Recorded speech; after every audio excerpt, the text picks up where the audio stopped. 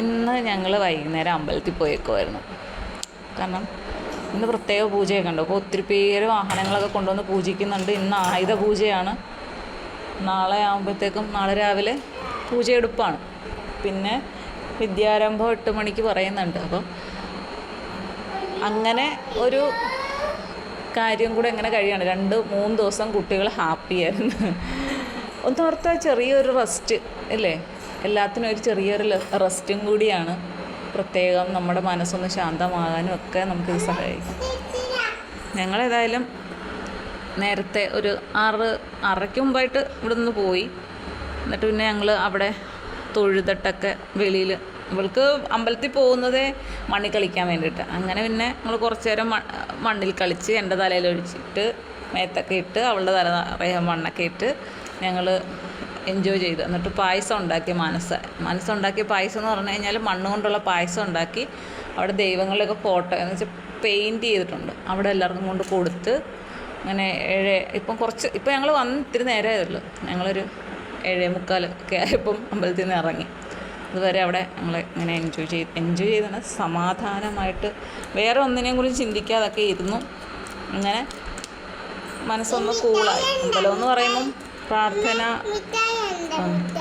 ഒരു കൂളാകുക എന്നുള്ളതാണല്ലോ. മനസ്സൊന്നും മറ്റൊന്നിലേക്കും പോകുന്നത്. അവിടെ ചെല്ലുമ്പോൾ അവിടുത്തെ കാഴ്ചകളും മനസ്സും ഒക്കെ അങ്ങ് വിളക്കും. ആ വിളക്കാണ് നമ്മുടെ ഒരു ഹൃദയത്തിലിങ്ങനെ പതിയുന്നത് എന്നൊക്കെയാണ് എൻ്റെ വിശ്വാസം.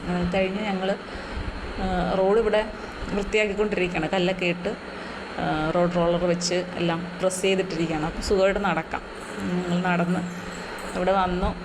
പിന്നെ ഒരു കാര്യമെന്ന് പറഞ്ഞാൽ മാനസയുടെ ഉടുപ്പ് മാറാൻ മനസ്സ് സമ്മതിക്കത്തില്ല. മൊത്തം മണ്ണിൽ കുളിച്ചിരിക്കുകയാണ് വിയർത്ത്. പക്ഷെ മാറാതെ ഇങ്ങനെ നിൽപ്പുണ്ട്. ഇനി അതിനുള്ളൊരു മേളമൊക്കെ കഴിഞ്ഞിട്ട് ഞങ്ങൾ പതുക്കെ ഇനി വല്ലതും കഴിക്കുന്നതിലേക്ക് കടക്കാമെന്ന് വിചാരിച്ചിരിക്കുക. അപ്പോൾ ഇന്നലെ ഒന്നും ഞാൻ വീഡിയോ ചെയ്തില്ല. കുറച്ച് നേരമൊക്കെ ഞങ്ങൾ ലൈവിലൊക്കെ ഉണ്ടായിരുന്നു. എന്തോ നേരത്തെ പോലെ ആകെ എന്താ പറയുക, നമുക്ക് വീഡിയോ ഇടണോ ലൈവിൽ പോകണോ ഇങ്ങനെയൊക്കെയുള്ളൊരു ഡൗട്ടോടു കൂടിയാണ് ഇരിക്കുന്നത്. അതുകൊണ്ട് ഞങ്ങളിങ്ങനെ ഇരിക്കുകയാണ്. ഇന്ന് നാളെ രാവിലെ ട്യൂഷൻ സെൻറ്ററിൽ പോകണം. അവിടെ വിദ്യാരംഭമൊക്കെ ഉണ്ട്. പൂജവെപ്പൊക്കെ ഉണ്ടായിരുന്നു. പൂജവെപ്പെല്ലാം കഴിഞ്ഞു. നാളെ രാവിലെ ഉണ്ട്. എല്ലാവർക്കും പായസമൊക്കെ പറഞ്ഞിട്ടുണ്ട് സാറ്. അങ്ങനെ ഞങ്ങളിങ്ങനെ അതിന് പോകുന്നതിനെക്കുറിച്ച് ഇങ്ങനെ ചിന്തിച്ചുകൊണ്ടിരിക്കുകയാണ്. മാനസികമായിട്ട് പോയാൽ എന്താണ് എന്നൊക്കെ ഇങ്ങനെ ചിന്തിച്ചിരിക്കുകയാണ്. അങ്ങനെ ഇനി നാളെ എല്ലാവരും എഴുത്തിനിരുത്തുന്ന കുറേ കുട്ടികൾ അവരുടെ കരച്ചിലും ബഹളവും ഒക്കെ ഇനി കേൾക്കാനിരിക്കുന്നേ ഉള്ളൂ. ചില കുട്ടികൾ നാളെ തൊട്ട് ഇനിയും എഴുത്തിനിരുത്തി കഴിഞ്ഞാൽ പിന്നെ നമുക്ക് അക്ഷരം എഴുതല്ലോ. പിന്നെ എഴുത്ത് ആണ്. ഇനി അതിനുള്ള ടൈമാണ്. അപ്പോൾ എല്ലാവർക്കും ആശംസകൾ നേടുകയാണ്.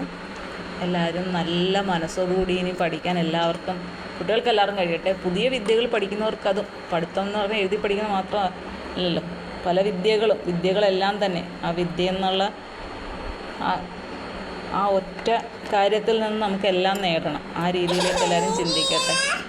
ഓക്കെ.